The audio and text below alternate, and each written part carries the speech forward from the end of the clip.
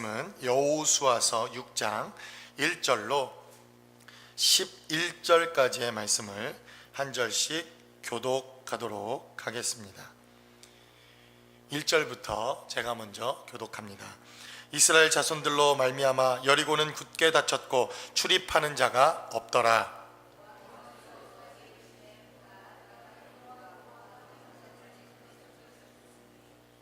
너의 모든 군사는 그 성을 둘러 성 주위를 매일 한 번씩 돌되 엿새 동안을 그리하라.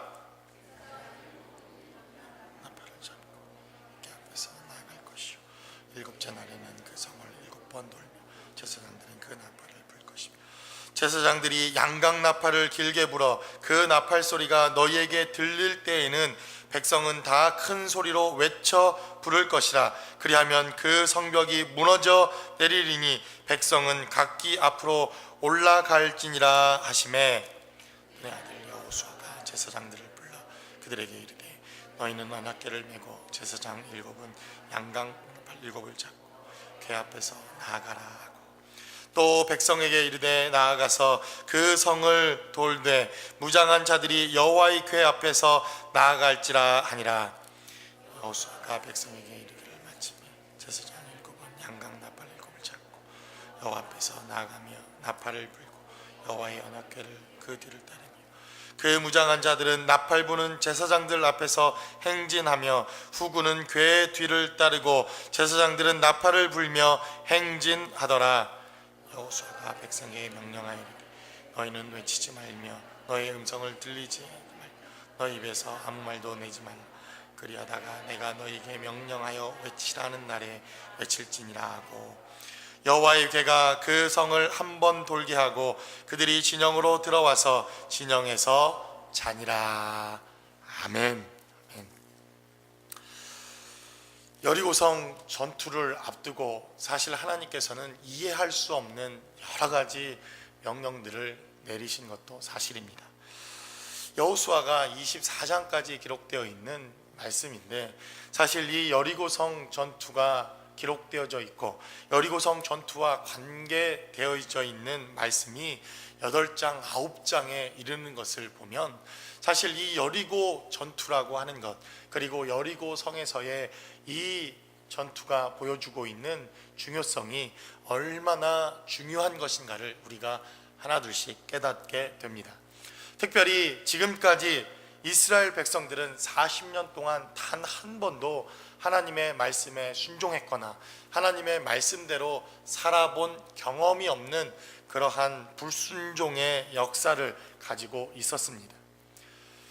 이스라엘이 출애굽하여 2년 동안 시내산에서 하나님의 말씀을 받고 그리고 그 말씀대로 하나님의 언약과 명령을 성취하기 위한 말씀 훈련을 받은 후에 그들이 38년 동안 그 말씀에 불순종한 결과로 그들은 광야 땅 40년간의 광야 땅에서 1세대는 그들의 생을 마감하게 됩니다. 우리는 바로 이 여호수아의 세대와 그리고 새롭게 일어난 광야 세대를 통하여서 하나님께서 이들을 통하여 순종의 길과 그리고 하나님의 말씀대로 살아가는 것이 어떠한 축복의 역사가 되어지는가 바로 이 여호수아를 통해서 저와 여러분들이 말씀을 통해 나누고 있습니다. 다른 말로 하면 이스라엘의 역사에 있어서 이스라엘이 가장 하나님 앞에 순종했던 때가 바로 이 시기라는 것입니다. 이스라엘이 그래도 하나님 말씀대로 살고 이스라엘이 그래도 하나님 뜻대로 살아보겠다고 결단하며 그래도 하나님 말씀에 순종하여 삶을 살아낸 결과가 나타나 있는 때가 바로 이 여호수아에 기록되어져 있는 그리고 여러분들과 함께 말씀을 나누고 있는 이 여리고의 전투에서 그들은 하나님 앞에 순종해보는 삶을 살아내고 있습니다. 사실 한 번 순종하는 것이 어렵지 여러분들이 그 첫걸음을 떼고 하나님 앞에 말도 안 되는 이 일에 순종해보기 시작하면 그 다음 그리고 그 다음 순종하는 것은 오히려 훨씬 쉽습니다. 여러분, 제가 여러분들에게 무슨 속여서 여러분들을 그리스도인을 만들고 헌신하고 순종하는 사람으로 무슨 능력이 있어서 여러분들을 변화시키고 여러분들을 그렇게 만들어내겠습니까? 사실 첫 걸음, 이 순종의 첫 걸음을 떼본 자들이라면 그 순종의 결과를 알기에, 그리고 그 순종의 축복을 알기에 우리가 순종하지 말라고 해도 이 순종의 삶을 살아내는 것을 보는 게 어렵지 않습니다. 사실 이스라엘 백성들도 이 순종의 첫걸음이 어려웠지, 그들이 요단을 가르고 그리고 할례를 경험하며 그 할례 뒤에 유월절이라고 하는 하나님의 예배 후에 하나님의 천군 천사장, 그 하나님의 인재를 체험하고 경험하게 되자 이제 하나님 앞에 순종의 발걸음으로 나아가는 것이 보다 더 한 걸음 한 걸음 하나님의 인도함을 받게 되더라는 것입니다. 그래서 이 여리고의 전투는 대단히 중요합니다. 한 걸음을 내딛고 그리고 그 다음 걸음을 내딛고 그리고 그 다음 단계를 내딛는 데 있어서 이 여리고의 전투가 우리에게 전달하고 있는 메시지는 대단히 중요한 몇 가지의 원리들을 우리에게 제공하고 있기 때문입니다. 그래서 저는 우리 아이들이 꼭 1등을 해라 이런 것은 아닙니다. 1등을 하는 머리는 정해져 있습니다. 여러분들이 예전에 학교 성적이 1, 2, 3등 안에 들어본 경험이 없으시면 절대로 아이들에게 강요하지 마십시오. 역사는 반복되는 것이지 결단코 역사가 이렇게 쉽게 변하는 것은 아니기 때문에 그렇습니다. 그런데도 우리 자녀들이 무엇인가 성취를 해보는 것, 그리고 1등을 해보는 것, 그리고 뭔가 정상에 한번 서보는 것은 그들의 삶의 자리에 있어서 저는 대단히 중요한 경험이라고 생각해 봅니다. 꼭 이 아이들이 1등을 해야 된다, 세상 사람들보다 앞서야 된다, 이것을 강요하는 것은 아니지만 무엇인가 정상에 서본 사람들, 그리고 무엇인가 1등이라는 것을 해본 사람들, 무엇인가 남들이 성취해보지 못한 그 무엇인가를 이루어 본 사람들은 그것이 주는 기쁨과 그것이 주는 그 짜릿함을 알기에 우리가 강요하지 않아도, 우리가 그것을 밀어내서 1등을 하라고 하지 않아도 정말 길을 쓰며 공부하는 것을 보게 되기 때문입니다. 사실 신앙생활도 저는 그렇다고 생각되어집니다. 하나님 앞에 한 걸음 내딛어서 이것이 발자국을 떼는 것이 너무나도 어려운 일이었지만 그 한 걸음을 떼었을 때 하나님께서 주시는 은혜와 축복의 역사를 경험케 되어지면 바로 그 다음 걸음을 떼고 그 다음 걸음을 떼는 것이 훨씬 더 수월한 우리의 신앙의 인생이더라 하는 것을 바로 이 여리고 사건을 통해서 우리에게 보여줍니다. 그래서 바로 이 여리고 사건 앞에는 요단강이 있었고 그것을 우리가 믿음으로 갈라냈고, 그리고 요단을 건너자마자 할례라고 하는 이 말도 안 되는 이 일에 하나님 앞에 순종하는 삶을 살아내보기도 합니다. 그리고 그 할례의 사건이 끝나자 우리는 하나님과 함께 유월절이라고 하는 이 예배 가운데 순종의 예배 그리고 승리의 예배를 경험하는 하나님의 은혜가 바로 이 여리고 앞에 있었다는 것입니다. 그런데 이 정도 하나님 앞에 순종하면 됐을 거다, 우리는 보통 이렇게 생각되어집니다. 자랑스럽지 않습니까? 그래도 요단을 건넜고 할례를 받았으며 그래도 하나님 앞에 유월절을 드렸으니 이쯤에서 하나님께서 그래도 순종하는 우리들에게 무엇인가 선물을 주고 무엇인가 결과를 내주는 것이 마땅하다, 우리는 그렇게 생각되어집니다. 그러나 이제 여리고 앞에서 하나님은 정말 이해하기 힘든 또 다른 명령 하나를 하십니다. 이 여리고 전투에 앞서 이제 진격해서 여리고를 무너뜨려라, 이렇게 하나님께서 명령하시고 말씀하신 것이 아니라 이제 여리고를 하루에 한 바퀴 돌라는 것입니다. 그냥 한 바퀴 빙 돌고 아무것도 하지 말고 그 다음 날이 되면 또 한 바퀴를 돌으라, 이렇게 말씀하십니다. 이렇게 1일부터 6일까지 아무것도 하지 말고 여리고를 하루에 한 바퀴씩만 돌아라, 이렇게 명령하시고 마지막 일주일째 되는 7일에는 7번을 돌라 이렇게 말씀하십니다. 아마 여러분들이 교회를 어려서부터 다니셨으면 이 여리고를 몇 바퀴 돌았는가, 이거 뭐 퀴즈, 성경 퀴즈에 단골로 나오는 그런 퀴즈 문제 아닙니까? 일주일에 한 번씩 6번을 돌았고 하루에 7번을 돌았으니 13번을 도는 꼴이 됩니다. 도대체 이해되어지지 않는 이 하나님의 명령, 여리고 앞에서 우리는 이 하나님의 명령에 의문을 갖고 하나님께서 왜 이러한 명령을 하셨는지 질문을 해볼 만한 그러한 말도 안 되는 명령이 또다시 이스라엘 앞에 놓여지게 되었다는 것입니다. 또 한 가지, 하나님께서는 이 여리고의 이 메시지를 통해서 우리에게 양각 나팔을 붙들고 하나님 앞에 제사장을 앞세워 이 여리고를 하루에 한 번씩, 마지막 날에는 7번씩 이렇게 돌라 또한 명령을 하십니다. 도무지 사실은 이해되어지지 않는 사건입니다. 우리는 어차피 이 여호수아라고 하는 성경의 모든 사건을 알고 있고 성경을 다 가지고 있어서 그 결과가 어떻다는 것을 알기에 이 명령을 왜 내리셨는지 우리는 이해가 되지만 이 명령을 받고 있는 이스라엘 백성들은 해도 너무한다, 이러한 불평과 불만이 나올 만한 그러한 명령이더라는 것입니다. 그래서 우리는 이 명령을 내리신 하나님의 명령 앞에 질문 몇 가지를 하는 것으로 여러분들과 함께 이 말씀을 나누어 보고 싶습니다.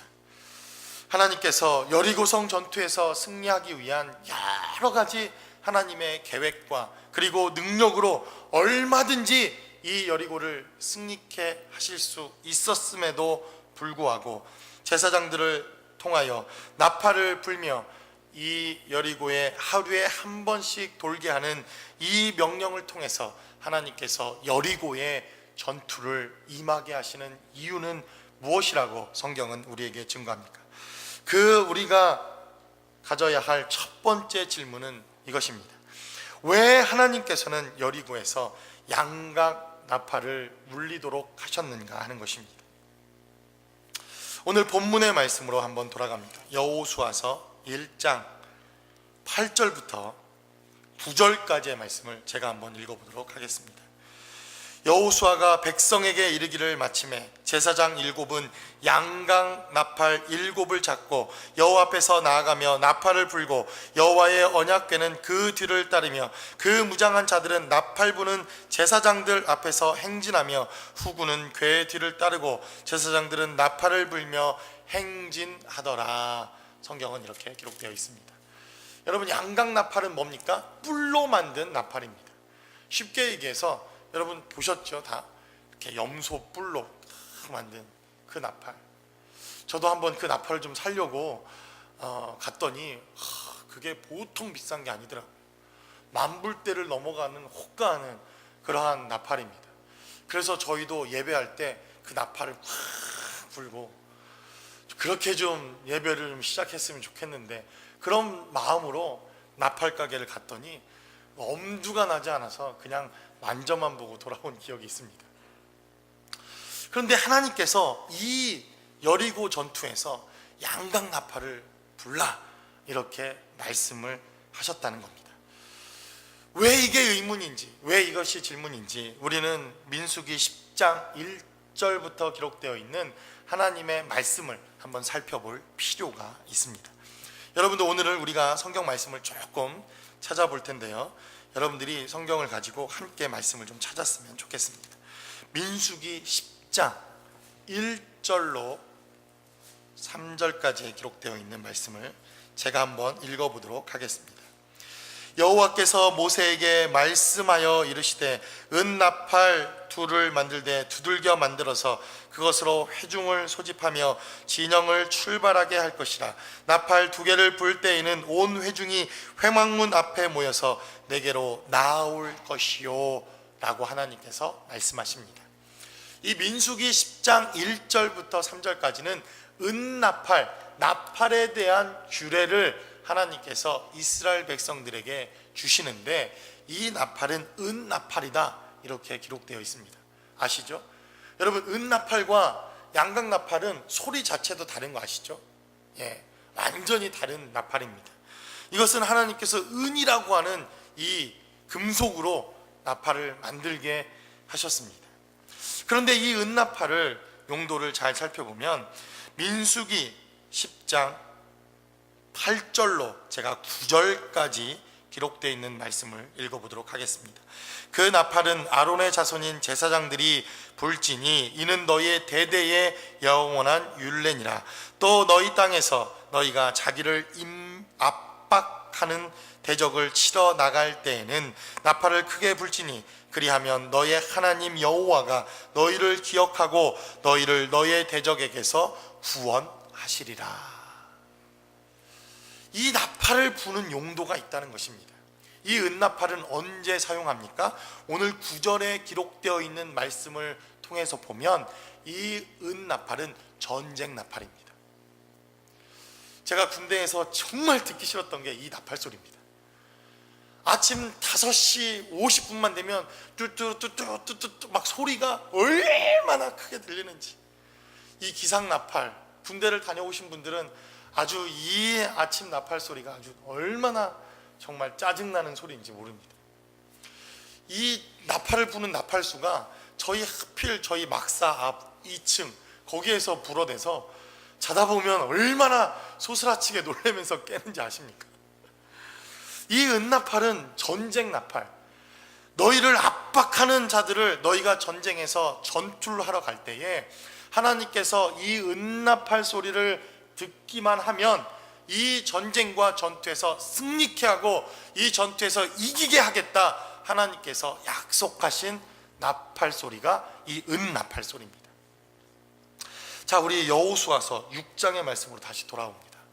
여러분, 지금 여리고성에 하고 있는 이 이스라엘 백성들의 전쟁은 그러면 어떤 나팔이 울려야 되는 것이 마땅합니까?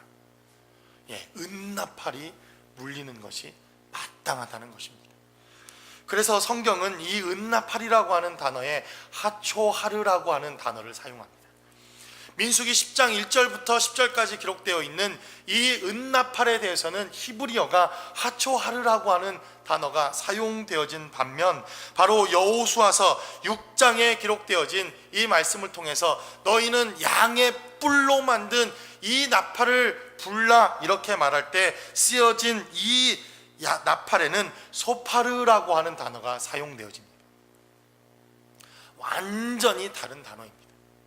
그러면 우리가 오늘 이 소파르라고 하는 이 양각 나팔, 이 뿔이라고 하는 이 나팔이 처음 등장하는 창세기 22장의 말씀을 우리 한번 살펴보도록 하겠습니다. 창세기 22장 13절의 말씀입니다. 여러분들이 한번 찾아보시기 바랍니다. 창세기 22장은 여러분들이 잘 아시는 말씀입니다. 100세가 되어 낳은 아들. 여러분, 어떤 아들이 귀하지 않겠습니까? 그런데 100세가 되어 정말 아직까지 한 번도 하나님이 자기 씨를 통해서 아들을 주신 적이 없었던 아브라함은 그가 100세가 되어 이삭이라고 하는 아들을 낳습니다. 그런데 하나님께서 그 아브라함에게 뭐라고 말씀하십니까? 아브라함아, 아브라함아, 내가 낳은 그 아들을 나에게 바치라, 이렇게 말씀합니다. 그 이삭을 번제물로, 그 이삭을 나에게 바치라. 여러분, 이게 가당키나 한 일입니까? 차라리 그럴 거면 주시지나 말지. 어떻게 자식을 자기가 제물로 하나님 앞에 죽여서 드리는 일이 가당키나 하겠습니까? 그러나 이 명령과 말씀을 들은 아브라함은 3일길이나 되는 모리아 산으로 바로 이 아들 이삭을 데리고 갑니다. 그 아들과 함께 이 번제의 제물을 드리러 가는 그 여정에서 그 아들 이삭은 이렇게 말합니다. 아버지, 드릴 번제에 쓸 나무와 불은 여기에 있는데 하나님께 드릴 제물은 어디에 있습니까? 여러분, 이렇게 철없이 묻고 있는 아들의 이야기에 그 아비의 마음으로 하나님께서 우리에게 그 재물을 예비할 것이다, 이렇게 이야기를 하며 그 모리아 산으로 아들을 제물로 드리러 가는 아버지 아브라함의 마음, 여러분, 이것이 상상이 되십니까? 왜 하나님께서는 3일 길을 가게 하셨을까? 여러분, 3일 길이라고 하는 이것은 상당히 의미가 있다고 생각되어집니다. 아브라함이 그냥 아무런 생각 없이 하나님이 명령하시면 기계적으로, 그럼요, 하나님 명령하시면 당연히 자식을 제물로 드려야죠, 그리고 단번에 여러분 드렸을 것이라고 생각합니까? 이 3일 길은 그 안에서 끊임없는 자기와의 싸움이 있었을 것입니다. 왜 아들을 드려야 하며, 왜 하나님은 이러한 명령을 나에게 주셨으며, 내가 이것을 하는 것이 옳은가 그른가? 아마 그 3일 길을 가는 그 길이 정말 지옥과도 같은 길이었을 것입니다. 그러한 아들을 손을 붙들고 모리아 산으로 올라가고 있는 이 아브라함이 마지막 그 아들을 칼로 내려쳐 바로 제물로 드리려고 하는 바로 그때, 바로 창세기 22장 13절에 기록되어 있는 이 메시지 하나가 성경에 기록되어져 있습니다. 아브라함이 눈을 들어 살펴본즉 한 수양이 뒤에 있는데 뿔이 수풀에 걸려 있는지라 아브라함이 가서 그 순양을 가져다가 아들을 대신하여 번제로 드렸더라. 하나님이 얼마나 다급하셨는지 아십니까? 아니, 번제로 드리랬더니 진짜 칼을 빼들어서 그 죽이려고 하는 아브라함에게, 여러분, 그 순간 아브라함이 하나님의 음성을 들을 수 없었다면, 저는 이것이 대단히 아브라함이 얼마나 민감하게 하나님의 음성에 순종하며 들을 수 있었던 사람인가를 이 번제를 드리는 모습을 통해서 보게 됩니다. 아브라함아, 아브라함아, 하나님께서 얼마나 다급하게 아브라함을 부르십니까? 내가 알았다, 네 마음을 알았다, 네가 나를 얼마나 사랑하는지 비로소 내가 깨달았다. 그리고는 하나님께서 수양 하나를 그곳에 준비하시고 그 뿔이 그 수풀에 걸려 있었는데 바로 그 뿔이 소파르라고 하는 단어입니다. 아까 여러분 들어보셨죠? 하나님께서 양강나팔, 이 양의 뿔을 가지고 나팔을 불라, 이렇게 말씀하셨던 양강나팔과 동일한 단어가 바로 이 소파르라고 하는 단어가 여기에서 사용됩니다. 그러므로 이 양강나팔은 어떤 나팔입니까? 예배 때 사용되는 나팔이라는 것입니다.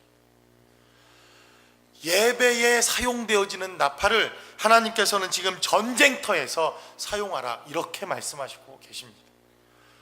왜요? 이 전쟁터에서는 은나팔을 부는 것이 마땅한데 하나님께서는 은나팔이 아니라 양강나팔, 양의 뿔로 만들어진 이 나팔을 불라 말씀하고 있다는 것입니다. 우리는 이것에서부터 이 메시지의 질문이 시작되어야 합니다. 왜 그렇습니까?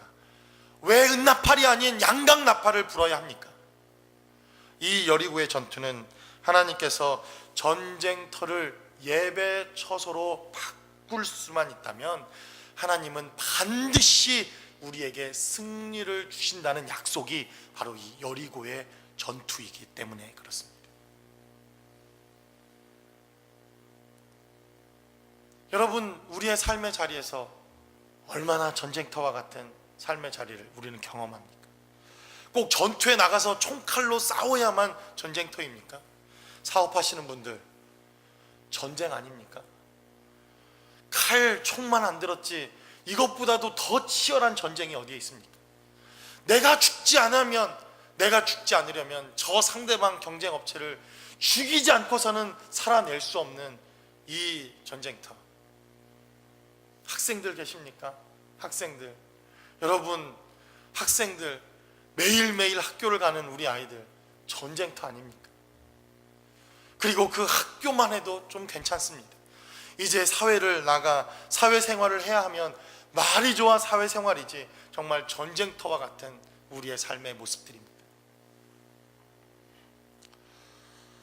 그런데 그 전쟁터도 하나님께서 우리를 예배의 처소로 우리가 전쟁터를 만들 수만 있다면 그 전쟁터와 같은 그것도 우리가 양강나팔을 붙들고 그곳을 예배의 처소로 바꿀 수만 있다면 그 여리고와 같은 그 전쟁터도 얼마든지 승리케 되어진다는 것이 오늘 본문이 기록하고 있는 대단히 중요한 메시지라는 것입니다.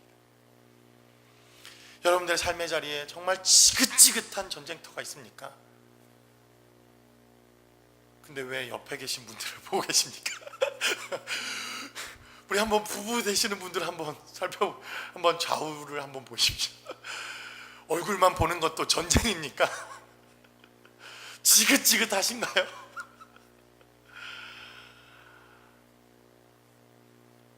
그래도 그곳에서 양강나팔을 불고 하나님의 예배의 처소로 바꿀 수만 있다면 지긋지긋한 전쟁터와 같은 그곳도 하나님께서 우리께 승리케 하시겠다는 메시지가 바로 이 여리고성의 전투라는 것입니다. 여러분, 얼마나 우리 삶의 자리에 이 전쟁터 같은 곳이 정말 이 문 밖을 나가기만 하면 도처에 널려 있습니까? 특별히 이 미국 땅, 이민 땅, 이곳에 먼저 삶을 살아내셨던 우리 이민의 선배들, 얼마나 이 땅에서 치열한 전쟁을 하시면서 지금까지 살아내셨습니까? 주일 하루 쉬는 것, 또 월요일이 되면 그 지긋지긋한 전쟁터와 같은 곳으로 또 우리는 달려나가야 하지 않습니까? 생각만 해도 가슴이 철렁철렁 내려앉는 그 치열한 삶의 현장. 그러나 그곳도 우리가 양강나팔을 붙들고 하나님 정말 이곳에 예배의 처소가 되어지고 하나님을 예배할 수 있는 그러한 삶의 처소로 우리가 우리의 삶의 자리를 바꿀 수만 있다면 그 여리고와 같은 그 전쟁터도 하나님의 승리를 맛보는 곳이 될 수 있다는 것입니다. 이것이 바로 여리고가 주는 우리에게 대단히 중요한 메시지요, 그리고 양강나팔을 불고 그곳에 가야 되는 대단히 중요한 이유다. 성경은 이렇게 증거합니다. 두 번째로 하나님은 이 여리고를 무너뜨리면서 침묵하라 이렇게 말씀하십니다. 침묵하라. 우리 10절의 말씀을 봅니다. 여호수아가 백성에게 명령하여 이르되 너희는 외치지 말며 너의 음성을 들리게 하지 말며 너희 입에서 아무 말도 내지 말라. 그리하다가 내가 너희에게 명령하여 외치라 하는 날에 외칠지니라 하고, 저는 왜 하나님께서 아무 말도 하지 못하게 하셨는지 이해가 됩니다. 이거는 정말 이해가 됩니다. 그냥 생각하지 않아도 왜 하나님께서 침묵하게 하셨는가 정말 이해가 됩니다.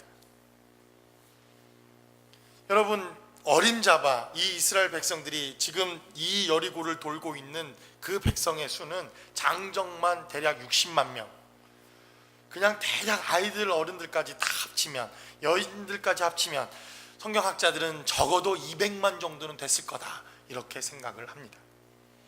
여러분, 그 200만이 한마디씩만 해보십시오. 그 200만 명이 한마디씩만 해본다고 여러분 한번 상상을 해보십시오. 이 이스라엘 백성을 이끌고 있는 아마 이 여호수아는 미쳤을 겁니다. 안 봐도 압니다. 미쳤던지 정신병에 들었던지 아니면 정신과 의사를 찾아가야 할 만큼 그는 아마 심각한 정서적인 데미지를 입었을 겁니다. 하나님께서 여호수아에게 침묵을 명령하시고 그 한 바퀴를 도는 동안, 또 한 바퀴를 도는 동안, 또 한 바퀴를 도는 동안 하나님은 침묵해 하셨다는 것입니다. 저는 참 이게 이유가 참 얼마나 하나님께서 재미난 분이신지. 저같이 부정적인 사람 분명히 없었겠습니까? 그랬겠죠. 아니, 이게 지금 하나님 말이 됩니까? 옆에 있는 사람에게 이야기를 했을 겁니다. 아, 이게 말이 돼? 이게 말이 돼요? 충청도 말이 돼요 이게?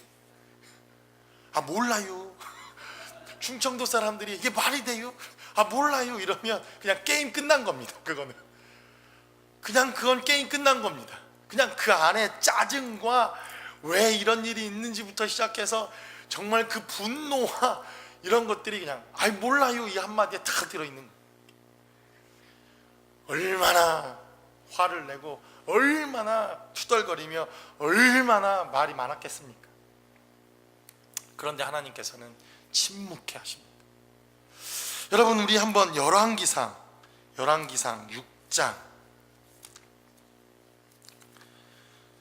뒤쪽으로 넘기시다 보면 열왕기상이 나올 겁니다. 열왕기상 6장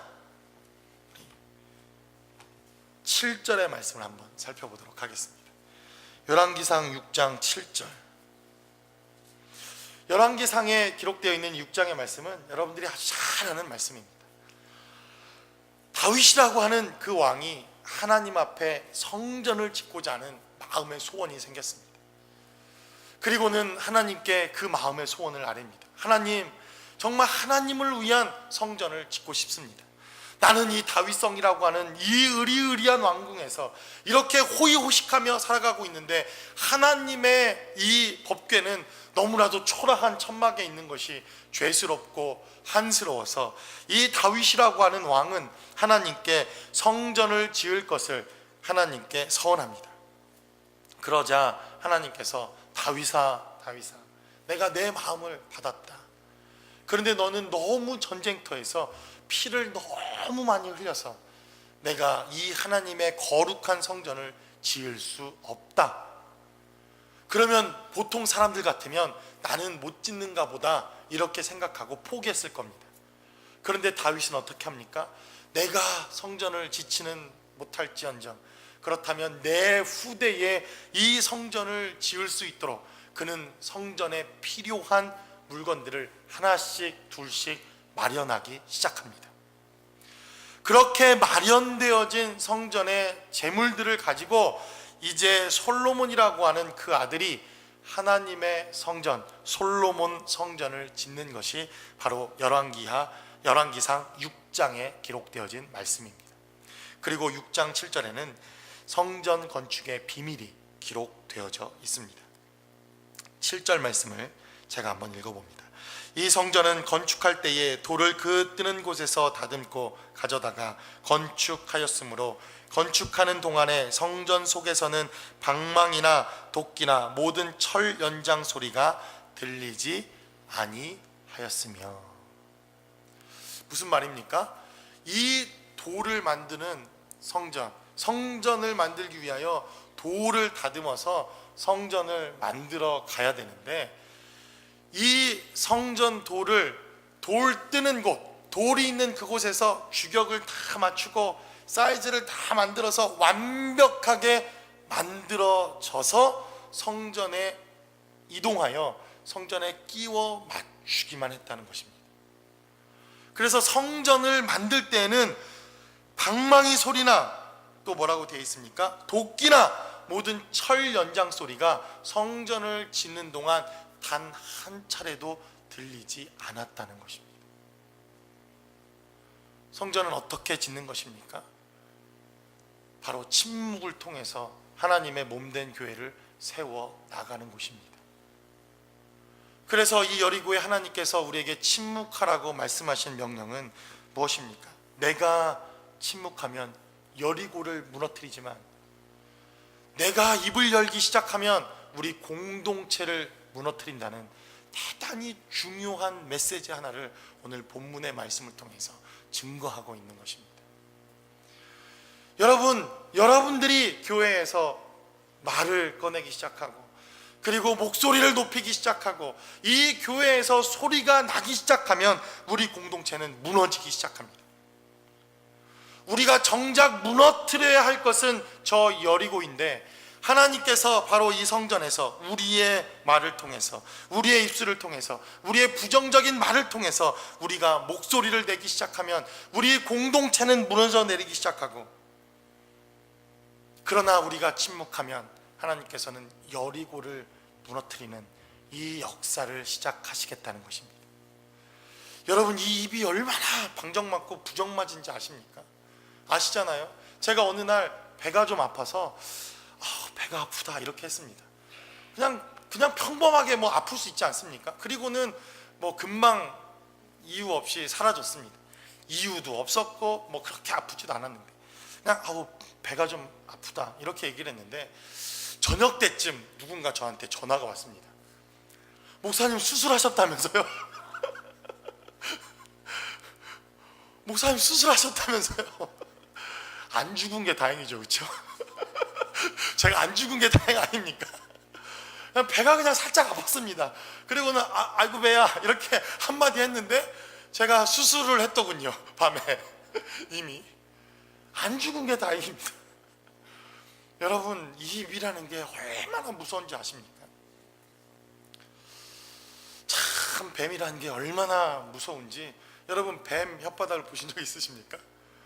우리는 이렇게 하면 이렇지만 뱀은요, 혓바닥이 나오면 2개가 나옵니다. 2개가. 보셨습니까? 여기 가서 이 말하고 여기 가서 이 말하고. 참 뱀 혓바닥처럼 2개로 갈라져 나오는 혓바닥은 아무 동물에서 찾아볼 수가 없습니다. 어찌나 신기한지, 어찌나. 그래서 성경은 우리에게 말하기를 침묵하라, 침묵하라고 이야기합니다. 여호수아가 드디어 미쳤대. 이제는 할례까지 하더니 하다 못해 이제는 1바퀴 돌고 2바퀴 돌고 3바퀴 돌고 이제 완전히 돌았나 봐. 여러분, 이렇게 얘기하는 사람이 없겠습니까? 분명히 있었을 것입니다. 그래서 바로 이 침묵 훈련은 내가 침묵하면 바로 여리고가 무너지지만 내가 입을 열면 공동체를 무너뜨릴 수 있다는 것을 하나님께서 가르치시는 대단히 중요한 메시지가 바로 이 본문 안에 기록되어져 있습니다. 마지막으로 많은 사람들이 이 여리고 전쟁에 대한 오해가 있는 것 같습니다. 이 여리고 전쟁은 하나님께서 우리에게 1바퀴를 돌고 또 2바퀴를 돌고 3바퀴를 돌고 마지막 13바퀴를 다 마쳤더니 하나님께서 이 전쟁을 승리케 하셨다, 이러한 전쟁이 아닙니다. 이 전쟁 때문에, 이 여리고의 말씀 때문에 얼마나 많은 사람들이 땅밟기라고 하는 말도 안 되는 일들을 지금도 하고 있는지 모릅니다. 여러분, 1바퀴 돌고 2바퀴 돌고 3바퀴 돌고 10바퀴 돌면 내 거가 될 것 같으면 저 오늘부터 제가 지구 1바퀴라도 저는 돌 수 있습니다. 같이 돕시다. 이 캘리포니아 땅 다 우리가 먹어버립시다. 13바퀴를 돌았더니 하나님께서 우리에게 땅을 주셨다, 이런 전쟁이 아닙니다. 우리가 우리의 땅을 차지하고 우리의 건물을 갖기 위해서는 돈을 지급해야 되지 7바퀴, 10바퀴, 13바퀴를 돌아서 얻어내는 전쟁이 아니라는 것입니다. 오히려 이 전쟁은 우리에게 대단히 중요한 메시지 하나를 전달합니다.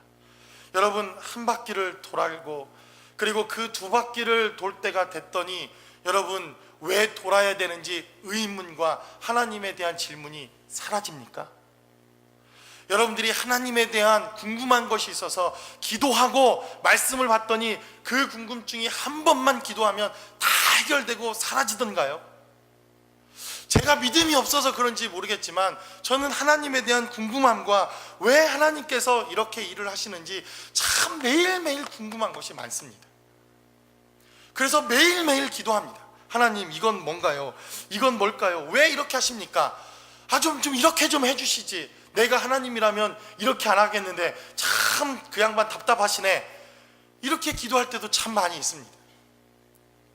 그런데 여러분, 어떻든가요? 1번 기도하고 또 2번 기도하고 3번 기도해도 하나님에 대한 믿음이 생기기는커녕 왜 하나님은 이렇게 하실 수밖에 없는가? 어떨 때는 더 많은 분노와 더 많은 의심이 제 안에 생기더라는 것입니다. 1바퀴를 돌았더니 왜 돌았는지 이해되지 않던 것이 2번 도니까 다음날 문짝이 주저앉기 시작하고 3번 돌았더니 돌 하나가 금이 가기 시작하고 4번 돌았더니 여리고의 기둥이 하나둘씩 움직이기 시작하는 것, 여러분, 이 사건입니까? 아마 어쩌면 1바퀴씩 돌 때마다 조금씩 구퉁이가 무너져 내려가기 시작하고 돌 하나가 빠지기 시작하고 석가래가 무너져 내리기 시작했더라면 그들은 믿음을 가지고 돌았을 것입니다. 조금씩 무너지기 시작하네.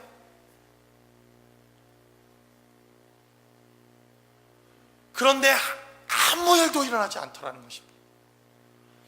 기도해도 아무 일도 일어나지 않더라는 것입니다. 하나님 앞에 왜 하나님께서 이 일을 우리에게 허락하시고 명령하셨는지, 그렇게 하나님 앞에 순종하며 말씀하신 대로 우리가 행해도 아무 일도 일어나지 않더라는 것입니다. 다음날 기도해도, 그 다음날 기도해도, 그 다음날 기도해도 오히려 말하지 못하도록 하나님께서 우리의 입을 막아 놓으시고 더 답답하고 답답한 마음들이 훨씬 더 크게 일어나더라는 것입니다. 이게 무엇입니까? 바로 하나님께서 우리에게 13바퀴를 돌라고 명령하신 말씀입니다. 여러분, 그래서 이스라엘 백성들이 13바퀴를 다 도니까 그 돌았던 이유가 이들에게 다 깨달아지던가요? 아마 왜 여리고가 무너졌는지도 모른 채 여리고가 무너져 내리는 것을 그들은 보았을 것입니다. 하나님께서 어떠한 원리로 이 여리고를 무너뜨렸는지는 모르지만, 그러나 내가 한 바퀴를 돌고 두 바퀴를 돌고 여전히 13바퀴째를 돌아도 하나님에 대한 의문과 의심과, 그리고 하나님께서 왜 이 일을 우리에게 허락하셨는지 내가 깨닫지 못하고 있지만, 그래도 그 하나님의 발걸음과 인도하심이 옳다는 것을 인정해내는 사건, 그 사건이 무엇입니까? 바로 이 여리고 사건이라는 것입니다. 저는 요즘에 딸에게 보내는 굿나잇 키스라고 하는 책을 한 권 읽었습니다.